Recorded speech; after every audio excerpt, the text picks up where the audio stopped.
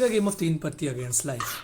Now, for the people who don't know the rules of Teen Patti, you are distributed 3 cards, and the one with the biggest card would win. So let's first unravel your first card. You got a 7, and life's first card is 8. Now you're thinking, okay, fine, first round, not that bad. 7, 8, pretty close. 4 and 10. And now you're thinking that life is defeating me by a margin, because for the first, both the cards, life won. And so you're thinking about quitting and maybe not working as hard as you used to. But then you realize that 20% of the efforts decide 80% of the outcome. And now whether life gets any card, it does not matter. Because the 20% of the effort that you put at the last moment defeated any other effort that life could ever put against you. Most of you all will be giving your boards right now. I'm giving my boards right now.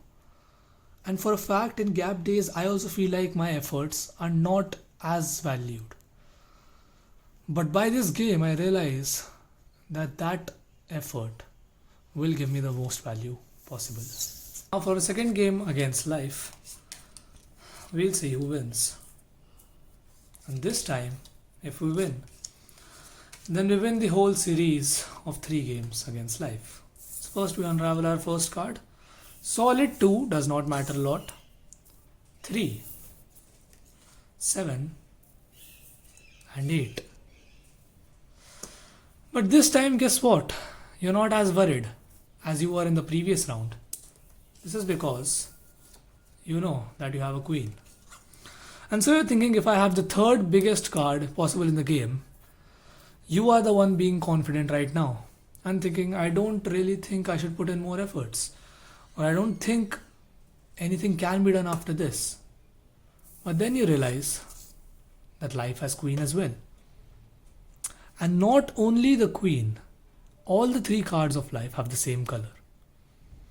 And so even if we remove a card of queen and replace it with a jack, you can still see that life has won because of the harmony and environment it has created for its cards.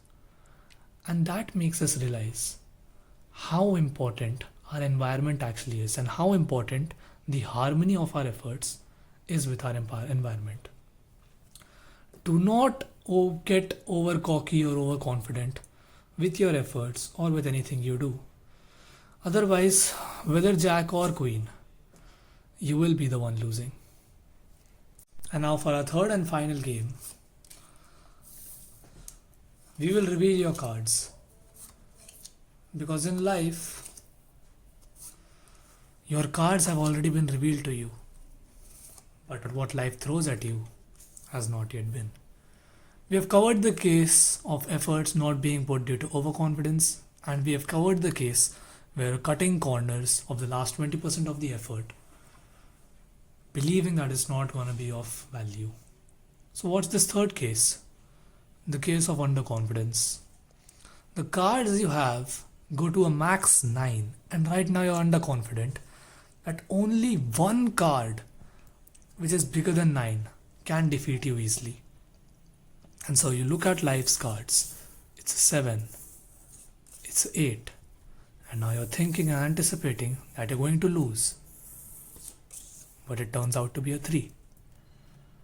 And so without even being confident in your own cards, you did win the game against life.